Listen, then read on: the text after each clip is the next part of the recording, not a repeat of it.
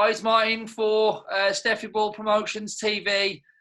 Glad that we've managed to grab a couple of minutes with Maxi Hughes. Maxi, That's really, yeah. just about to bring it on. Maxi has recently been announced as Fighter of the Year for MTK. The year of 2020 was a whirlwind for Maxi as he started off fighting at Doncaster Dome to ending the year fighting in Dubai. Yeah. Doesn't get any better than that. Tell us how that story come about, Maxi. Well, it come across obviously massive underdog going into a fight against John O'Carroll. Supposed to be a busy fight for Jono, just to keep him ticking over. And then I just come in and upset the odds, get a good win, and then go from strength to strength and go from there to getting signed by MTK, and then them sending me out to Dubai to fight another MTK fighter, Viktor Kochigov, and take his WBC international title. So yeah, it's strength to strength. Yeah. As I said, like fighting at the Doncaster Dome, I think it was February or March, wasn't it? February 22nd it was, yeah. And I remember speaking to you, and you was like, "Yeah, what we're going to do now? We're going to after this fight, you and your trainers was like, what? We've got a big fight. Is it Finland? Is it Finland? No, Kazakhstan. We're going to Kazakhstan against who you just mentioned, and we're gonna try and upset the apple cart." And then all of a sudden, the dreaded virus kicked in, and for a lot of people, it was kind of down tools. Was that the case with you?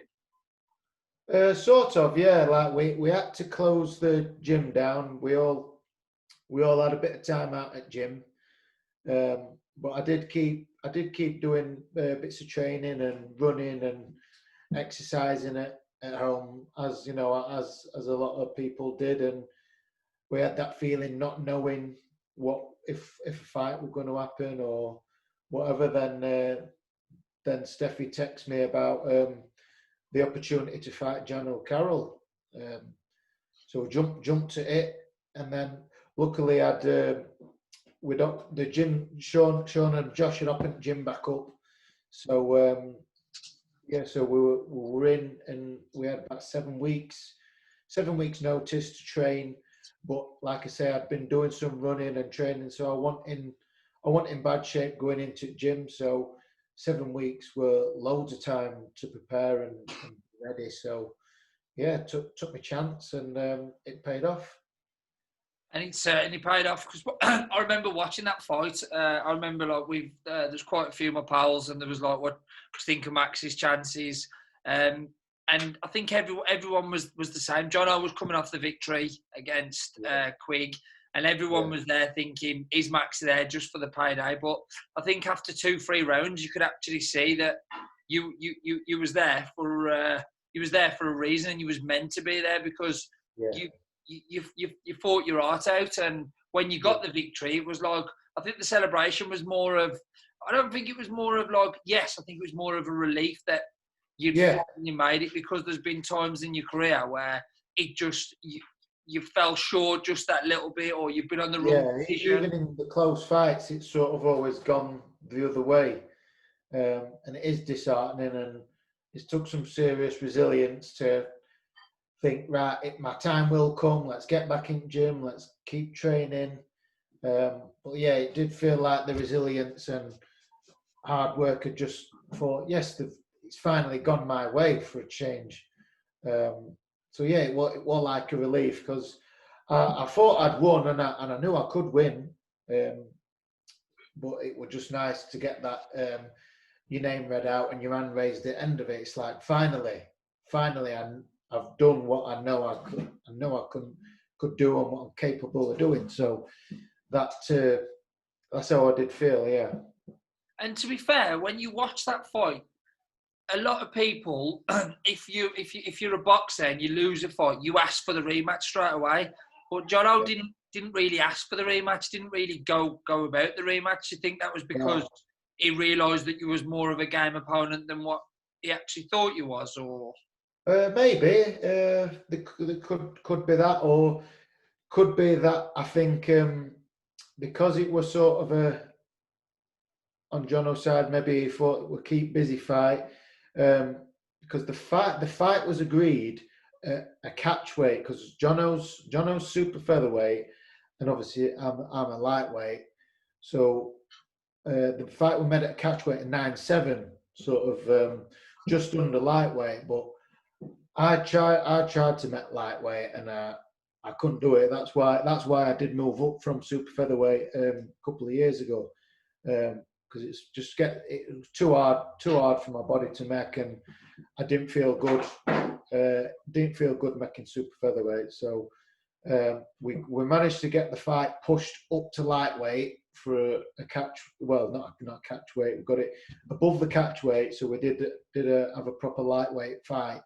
And that played more into my favour because I think I'm naturally bigger than Jono and suited to lightweight. That's my optimum fighting weight. So I think that'd be another reason why I probably didn't want to have a rematch, because I can only campaign at lightest, whereas Jono's super featherweight, and that's Jono's optimum fighting weight. So yeah, unless he's hell bent on getting revenge on that fight, it would have to be, if it was to have a rematch, it would have to be at lightweight. That's up to Jono and his team, but I think he's going to concentrate on his super featherweight at first before he's interested in a rematch with me. Like, could you see that down the line?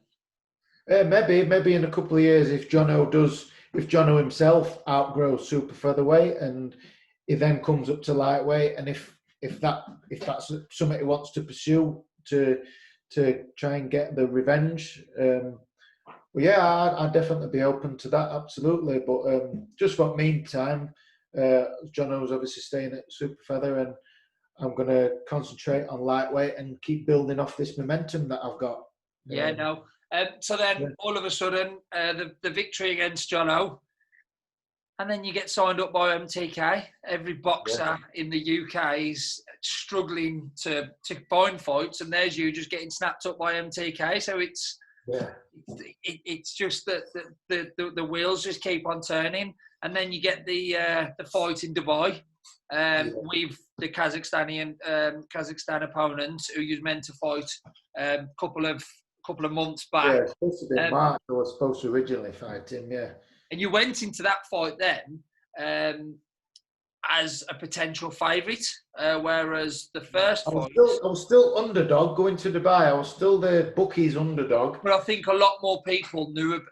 A lot more people were thinking he's actually going to be able to do something. He's just been...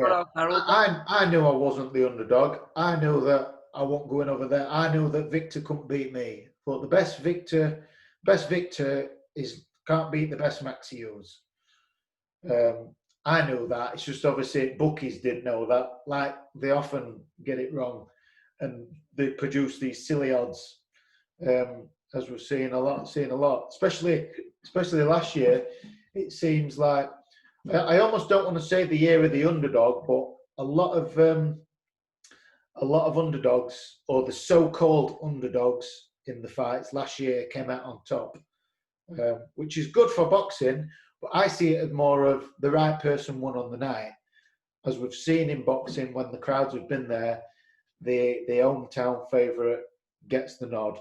Like, where if I fought Jono at Manchester Arena and it were full, would I have got that nod then? Would the judges have swung it the other way for the crowd, etc.? You just don't know, do you? But would you have got that fight? Yeah, exactly. Yeah, I might not have boxed. You just don't know, do you? But I'm don't want to say it, but I'm thankful for COVID for putting my boxing career where it is right now. It's like you said, it's something that you've deserved. Like, Steph has always spoke highly about your trainers have always turned around and said, every time I've been at the shows, they've turned around and said, this boy can actually do something. He just hasn't been given the right the right decision, or things haven't gone his way, and they have. Like in Dubai, if you remember in Dubai, there was times I think it was the second or the third round where it looked to me as if the ref was trying to stop you from stopping your opponent, because he stopped the fight, but I can't tell you why he stopped the fight. To be honest, it was I think it was an inexperienced referee, because our original referee who was supposed to ref that fight tested positive for COVID the day before the fight. So the original referee was out, which if it were, and then they had to draft this guy in last minute, and I think it looked possible. I know he couldn't. I know it doesn't matter, but he couldn't speak a lot of English. It was Spanish referee, which don't really make a difference that he could speak. But I think it was an experience, because if you watch the fight, he actually stops the fight. I knocked him down. He was shaky when he got up, and then he were ready to go. He didn't want it. He had his hands up, and it must have been 10 to 12 unanswered punches, which any other referee, well, even he did stop it. He said, stop. And I thought, that's it, he stopped it. But as he said stop, he heard they do the clapper for last 10. It's like he heard that, and like he had a moment of panic. And then at first I thought I was getting told off for something, like a warning.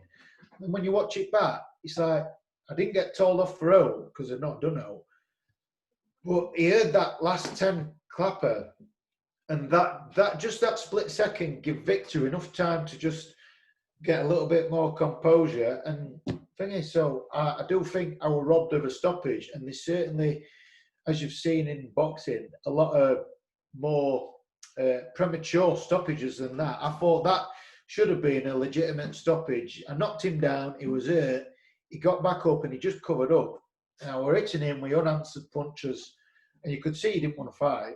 He wasn't responding, so should have been stopped. But I think due to the inexperience of the ref, he had a moment of panic, and he let it go on. And to be fair to Victor, he had the minute's rest in that round, and he came back, and he showing he was a true fighter, and he carried on fighting. And then I couldn't find that punch again to hurt. I think I hit him a couple of times, but I was never able to find the proper punch to finish him. But yeah, it was. I'd have looked like a bit of a banger, wouldn't I, if I stopped him on that? Well, you look like it anyway. Look, that was one of the things that surprised me about that fight. And the John O'Carroll, you look not surprised. You look strong, but you was powerful, really powerful. Like, have you been working on that in training? Has there anything been different? No, not really. I think just maybe with my age, with coming out in my physical prime. I've my record doesn't suggest it, but I know I can hurt people when I hit them. Just ask my opponents. It's not something I work. It's not on my record that I'm a big puncher. But as you said, maybe with my age and the style I'm boxing in now, and now I can hurt people. It's not something I've worked on specifically. It's just, I suppose, correct punching, correct technique. Timing is probably the most prominent thing that brings it out, is timing it and hitting your opponent with accurate punches. You're always going to get hurt. So yeah, I just think maybe I'm coming out to my peak, and you're in a successful gym as well, and you where it's absolutely thriving. So you're probably enjoying your training. You're probably putting more and more work in, and you're reaping the rewards. That's it. Yeah. We're in a good atmosphere, and it is everybody. We all thrive off each other. Really good gym environment. So yeah, it's probably, like I say, a mix of everything. Yeah. Being around the gym lads, trainers, and just enjoying it. That's the main thing, is enjoying it. Well, look at Yorkshire boxing now. It's just mental. It's absolutely. You got Terry, you've got you. You had Tommy. Unfortunately, he got he didn't get the result. I think back in December. But Yorkshire boxing's absolutely flying.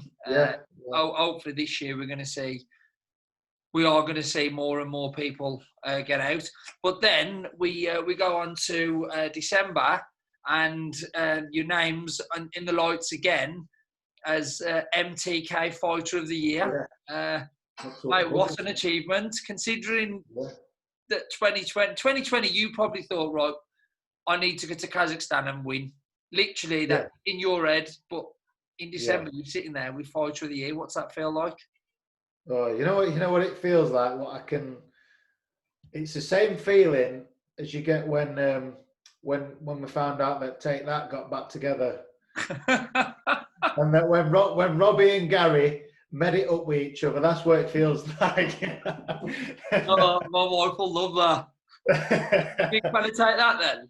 I don't mind Take That, but it was to win it against the names that were in it. 2 world champions. You've obviously got Tyson Fury, one of the biggest stars, probably the biggest star in world boxing at the minute, and then you've got unified champion Josh Taylor, and then Jazzy Dickens, who's always been a good name, and then he's just coming off back of winning the Golden Contract this year, and then Maxi Hughes. And then I seem to pull it off. What did Steffi say?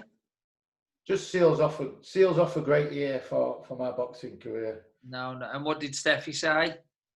Oh, chuffed, absolutely chuffed.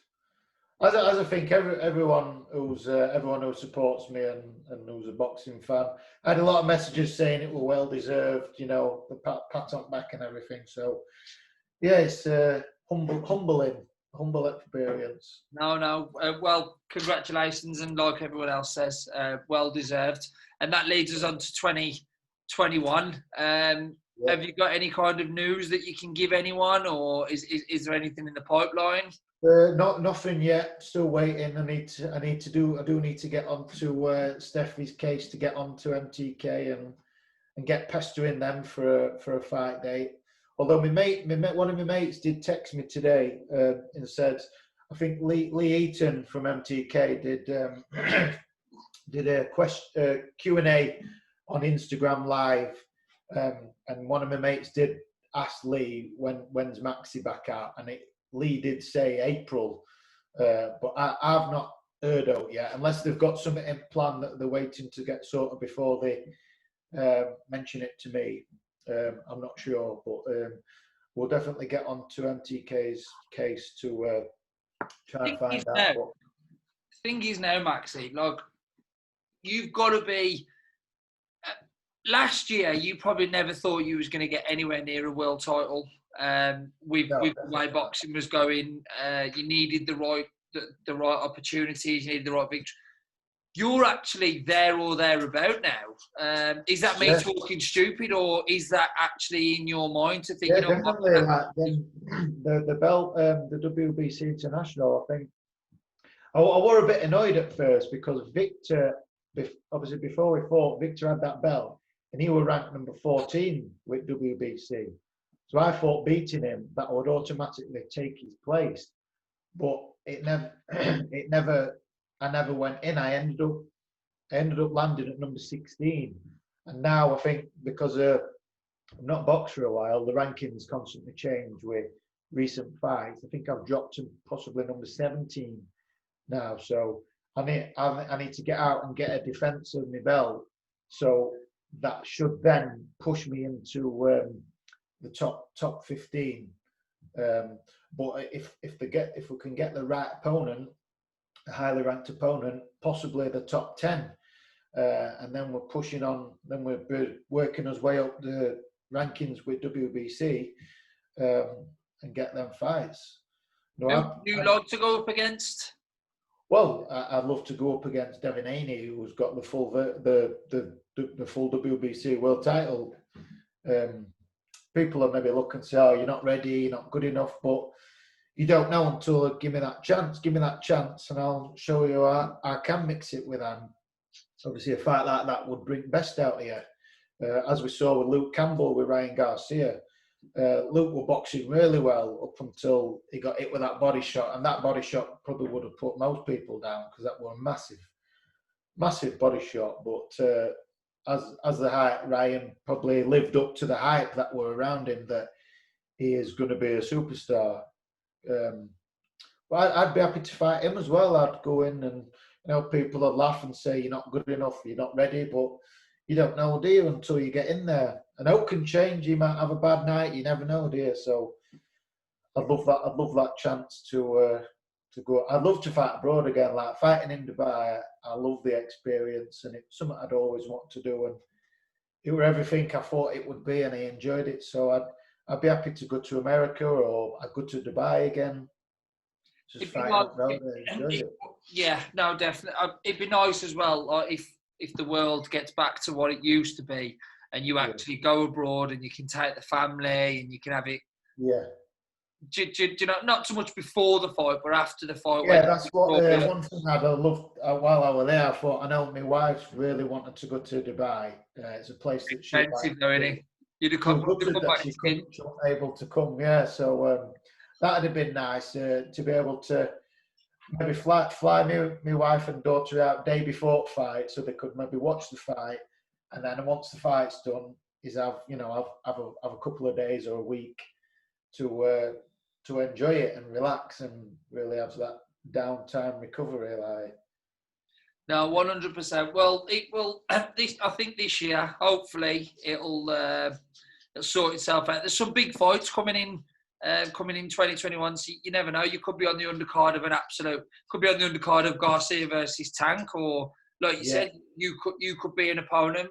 That lightweight division at the moment's frightening. And the thing is, you could be a part of that. Like, you could be. There's not no one saying that they need opponents. You want to fight the best. Yeah. So why not? Just get the zone to get the checkbook out and be happy to go over there. I'll just send this video straight to the zone, straight to Top Rank. I'll say, Golden Boy, here you go. There's a lad here who's looking to fight. Yeah. Even Oscar De La Hoya's on about a comeback. I'll fight Oscar if he wants. I was speaking to someone from there the other day, and they said that he's actually in full training. Is Oscar, yeah. So I can see Oscar versus Maxi, MGM Studios. I can actually see MGM Grand. Well, if Oscar wants a shot at WBC International at lightweight, I'll be happy to give him a shot at title. Doncaster Dome. Yeah, let's fetch Oscar over to Donny and we'll have it out. I'm up for that.